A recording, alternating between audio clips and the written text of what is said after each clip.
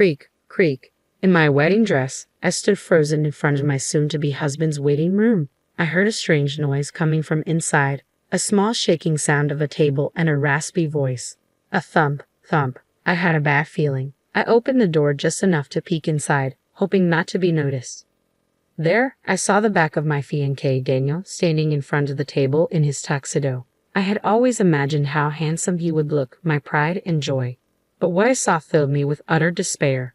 Trembling, I held up my smartphone and started live streaming. I was determined to expose the sin that stole my happiness. They would pay for their betrayal, and I would ensure I got my revenge.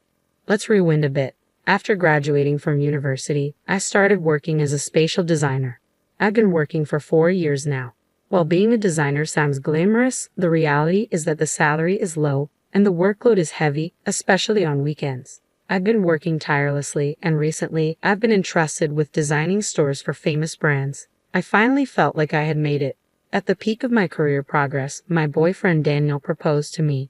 We met through a mutual friend during our university years and started dating as sophomores. Daniel, who was both academically and athletically gifted, was popular at the university. He graduated with honors and excelled in the futsal club. Even after we started dating, girls who were popular on campus continued to confess their feelings to him. My friends thought he seemed like a playboy, but I never doubted his faithfulness. He had a good personality and looks that stood out.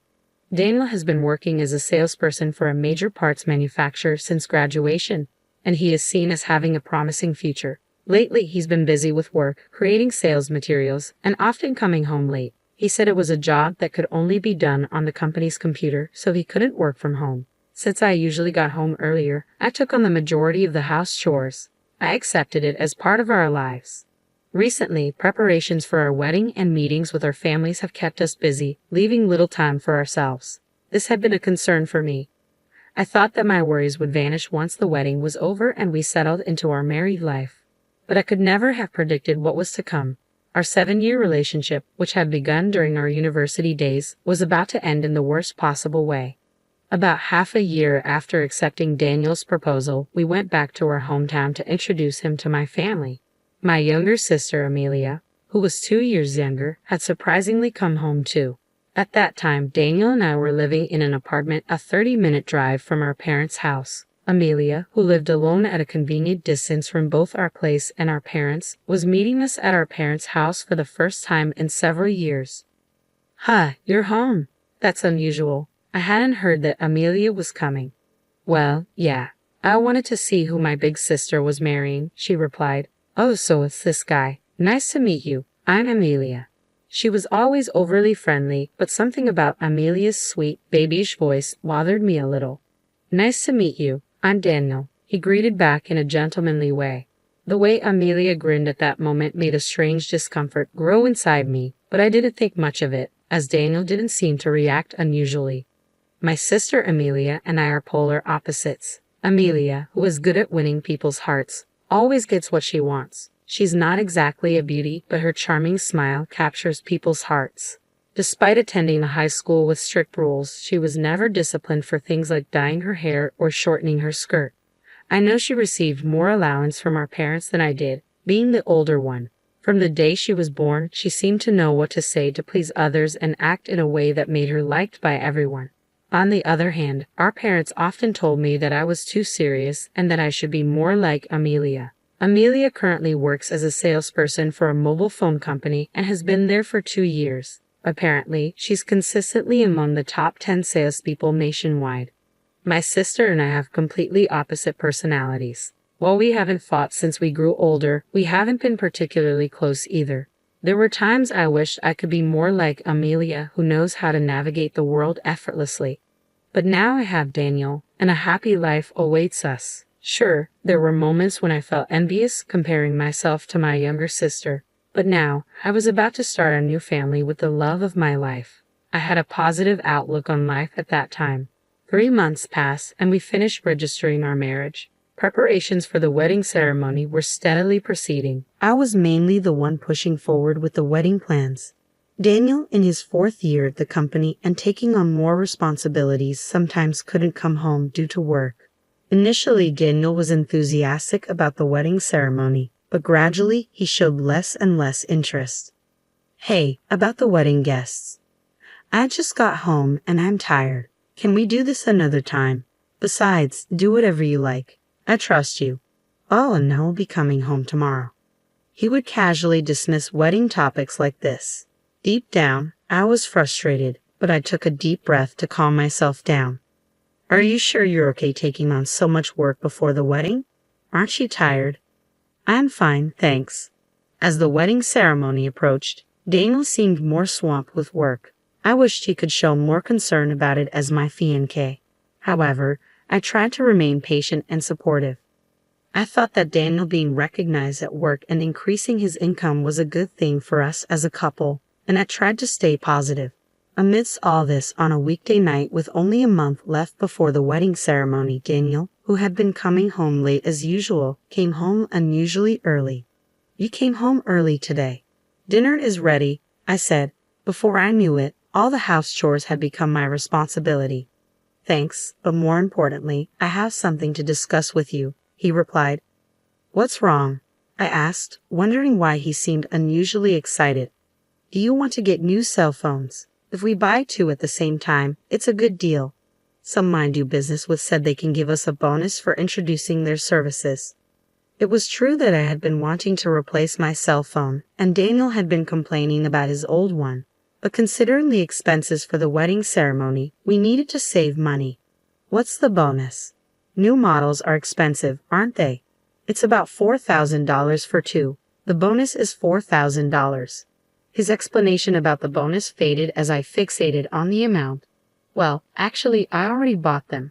Excuse me. He said he had already bought 2 of the latest smartphones, encouraged by someone he does business with. You just have to pay your share. The device fee is in installments. Though we both worked and were about to become husband and wife, we had agreed to manage our bank accounts separately for a while and discuss it again when we wanted kids in the future. So now, he wanted me to pay for my portion of the phone he had bought on his own. But what's bought is bought, and we can't return it.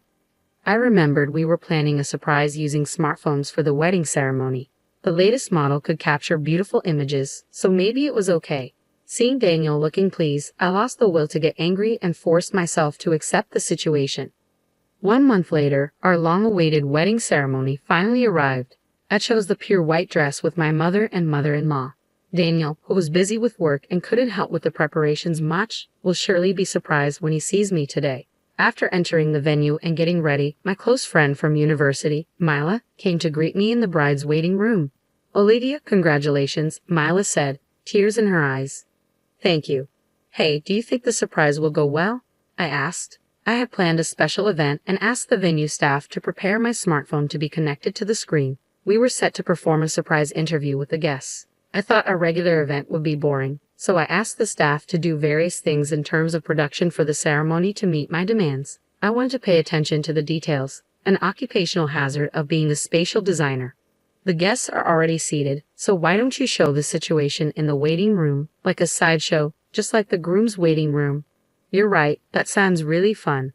Since I had planned the smartphone performance with the staff without involving Daniel, I hadn't told him about it yet.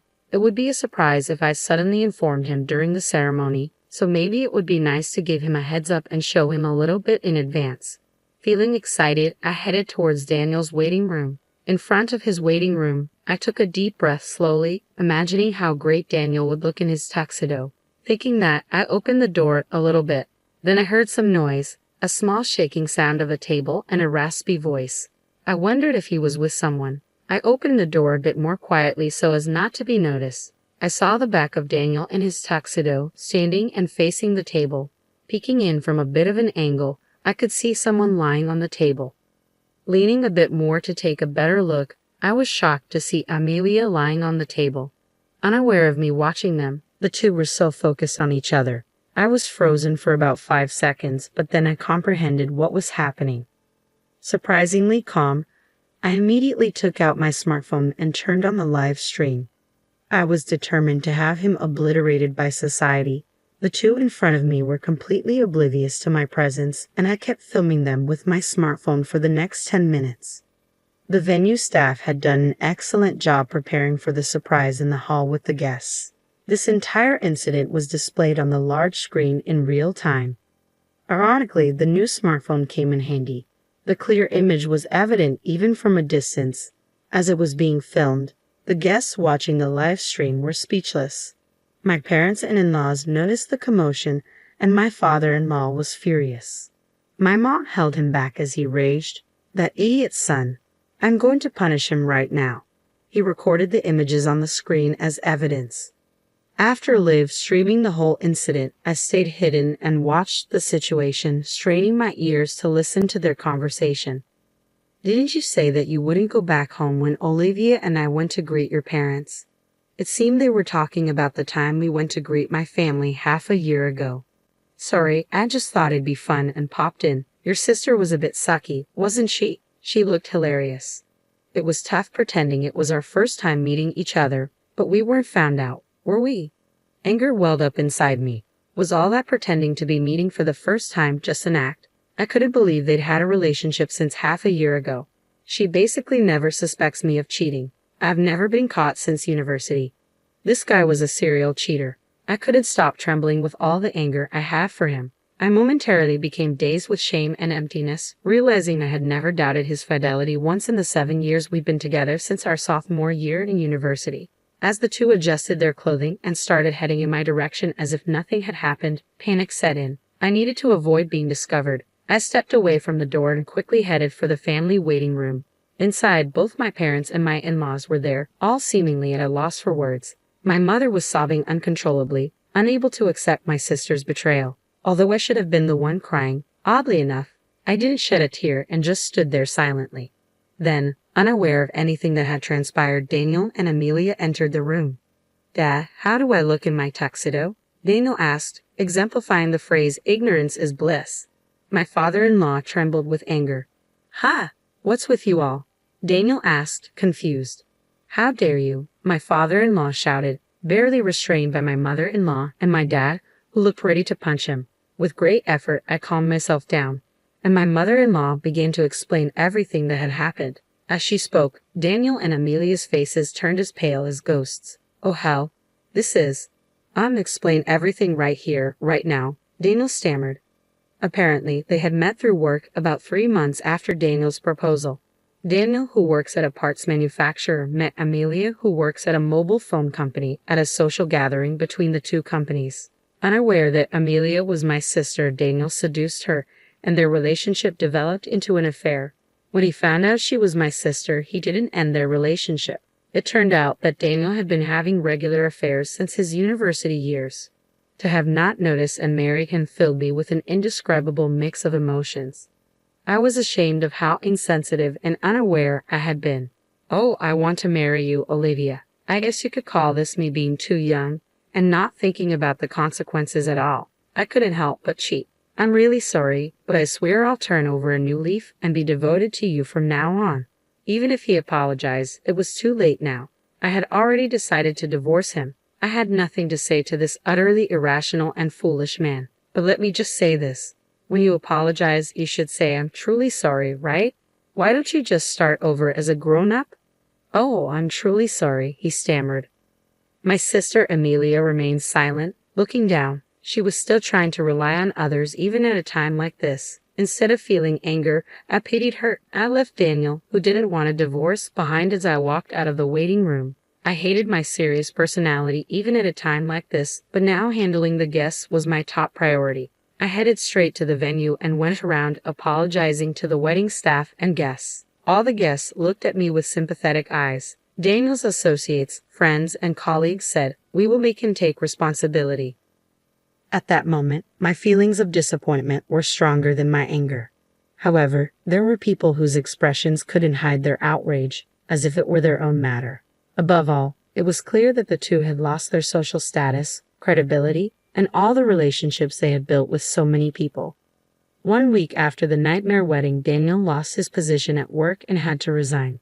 Several of our mutual friends from university were also invited, but all of them said they had cut ties with him. Amelia was also fired because Daniel's workplace contacted hers about their affair. They were disowned by their parents who had loved them so much. I claimed damages from the two of them and filed for divorce. 2 months had passed since the wedding, and just when I started to think, was that incident really a dream? I received a call from the venue. To my surprise, they invited me to work as a wedding designer. Apparently, they appreciated my abilities as a designer in the planning and production of this wedding. For someone seriously considering career advancement after the wedding was canceled, it was a dream come true. I accepted the offer without any hesitation. Now, I'm a wedding designer and have become somewhat known in the industry. I work hard every day to make other people's weddings happy, even though it's ironic that I've had a terrible wedding experience. By the way, I put the smartphone up for sale on an online marketplace right after the divorce. I guess Daniel had bought the 2 phones for my sister at that time. Since it was a new model that had just been released, I was able to sell it for the same price as if it were new. With the payment for damages I received from Daniel and Amelia, along with this money, I'm planning a very nice, luxurious solo trip.